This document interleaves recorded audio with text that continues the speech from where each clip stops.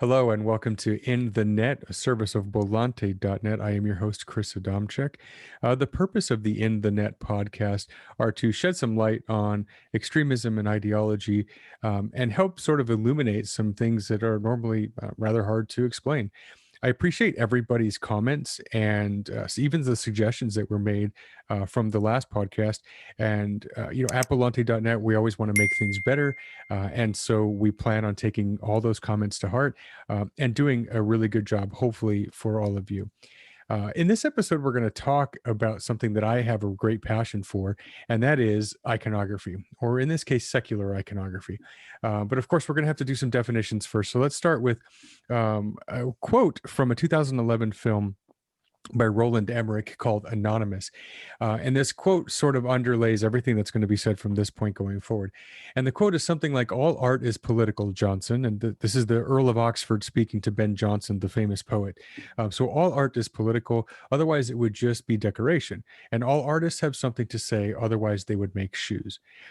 So going forward from this point for the rest of this podcast and for the rest of the time that you see the images that you're about to encounter, think about art being a piece of political propaganda and also beautiful, right? It doesn't have to be ugly just to be propaganda. Art in and of itself has a tremendous amount of power, but it can also have power on the political spectrum as well. And we're going to see what that means and why that is in just a second. So let's start with what is iconography. Traditional iconography came on the scene somewhere around the 7th century and really sits in Christianity. It's couched in the times and the periods where literacy was very low, and yet the message about Jesus Christ needed to be spread far and wide.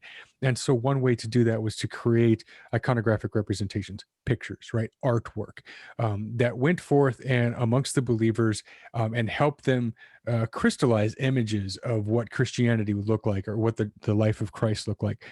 From these iconographic representations, we have pictures of Jesus with like a halo back behind him. We have pictures of the venerated Mary, pictures of Mary with the baby Jesus. We even have pictures of Christ with goats on one side and sheep on the other, right? These are all artistic images with the sole purpose of evoking some sort of religious reaction, right? To gain fealty and to have a unification with the message of Christ. The source material for traditional iconography is the Bible itself, right? The ancient scripture. And so every iconographic representation is supposed to have some sort of nexus to the Bible. Now, what that nexus is really is up to the beholder of the piece of the artwork, right? And it really depends on where that person sits in their spiritual journey, so to speak. So what's important about this artwork, though, in iconography is it's not about the color, the contrast, the style. It's not about that. It's about the message. That is what iconography does. It puts forward a message. Now, secular iconography is something is the same in terms of the artistic, but it's different in terms of the soul of it. Whereas traditional iconography is there for evoking a religious response, secular iconography is there to get an emotional response from somebody, right? And this is one of the interesting things about modern social movements is every single one of them across the world, they all have a lexicon, they all have symbols, and they all have iconography. And there's a difference between symbols and iconography. Okay, symbols are something like a one picture, a flag, maybe a swastika, right? That's a symbol that's got a historical context behind it, immediate invoking of emotions and historical context, right? Iconography is different. Iconography can be a collection of symbols, and there certainly are symbols within iconographic representations, and we'll see that in a second. But iconography is artwork in its purest form, right? It's meant to be seen as art, but also to convey that political message that we read about very early. And also the source material. That's what's different also, right? So the source material for traditional iconography is the Bible, right? Whereas secular iconography, the source material is the ideology that it represents, right? So it may not necessarily be text based. It's going to be based on some set of beliefs or the manifestation of those beliefs in a certain social movement. And that's what is represented in the iconographic representations. Also, there's a difference between memes and iconography. We'll talk about memes in another episode because meme culture in and of itself is an incredible method of communication. But memes are far more, they're simple. They're ways of combining words and photos together to send a message. So in a certain context, they're like iconography, but they're very simple, right? Iconographic representations are meant to be complex. There's meant to be symbols buried in there. The longer you look at secular iconography, the more messaging you get. And just by the way, the American left has totally cornered the market on secular iconography. They do it very, very well. Most of their artwork is fantastically done. And the longer you look at it, the more you really come away with an understanding of it. On the other hand, the left cannot meme.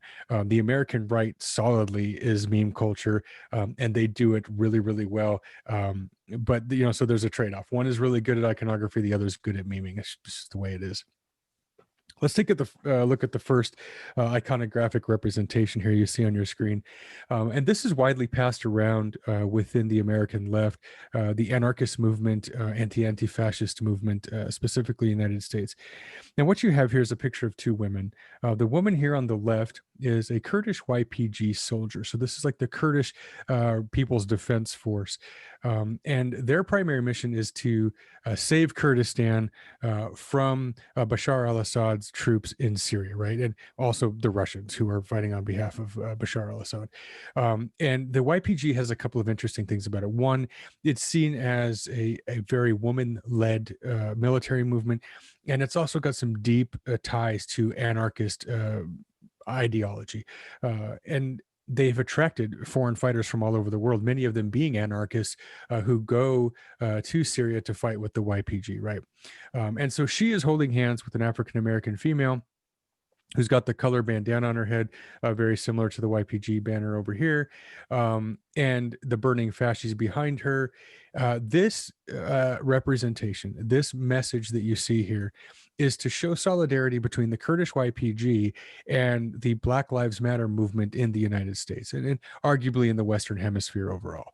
And so the implication here is that the fight of the YPG is the same at some level to the fight fought by BLM activists in the United States.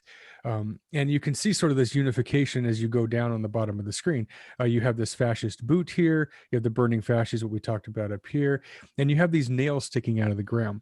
And these nails are places where Black Lives Matter claims victory in their march, or that the Kurdish YPG claims victory in over Assad's military, right? So you have Minneapolis here, you have Portland, Seattle, Al Raqqa, Afrin, Euphrates, Jazeera. These are all places, again, where victories were won. Take a second, and if you want to pause this video and really look over this piece of artwork here, because there's a lot to be said about what's happening here. And the implications of this are very far reaching and occasionally very problematic when you try to think about equating one group's plight to another one. You inherently have some issues there. Now this one kind of goes against the grain of what we would call traditional iconography as well, because you have words on the bottom: divided by sea, united in solidarity, right? Again, the new secular iconography kind of writes its own rules, and so having full-on sentences sometimes is acceptable in this new realm, whereas old school iconography would not have words, because that would sort of defeat the purpose. So again, pause the video if you want, take a look at this iconographic representation here and come away with some of the symbolism behind it. One of the better ones, by the way. This is a really good one. Okay, let's look at an iconographic representation from the right here. Now, this one has a ton of things going on, so it's going to take a second to go through here, but we'll move sort of quickly so you don't get bored, right? So starting at the top, delivery, we got your hot dogs and pizza from Chicago. This is a phrase that will be important here in a second. So let's move over here to the left side of the screen, where we have clearly caricatures of Barack Obama and Hillary Clinton. You have Hillary Clinton with a sort of a wavy dagger up at the top. This here is a symbol of Barack Obama and Hillary Clinton participating in the global satanic cabal.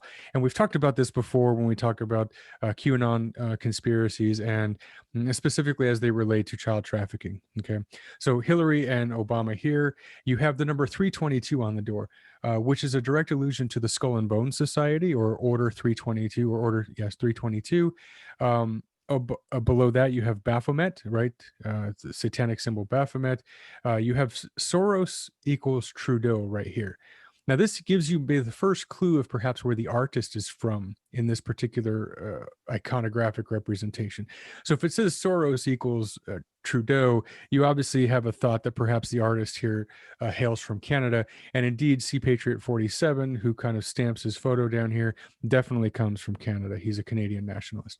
On top of that, you have Pepe the Frog, right? Pepe the Frog is a very iconic image from the 4chan Kekistan times. Pepe was set upon as a white nationalist for a while there, and it's interesting that the artist chose Pepe the Frog for this, because most of the people who would understand this iconographic representation at some point probably participated in the Kekistani movement or on 4chan, and understand Pepe the Frog being this sort of like this quintessential anarch, if you will, in a world otherwise gone mad. You have the Q symbol here on the arm.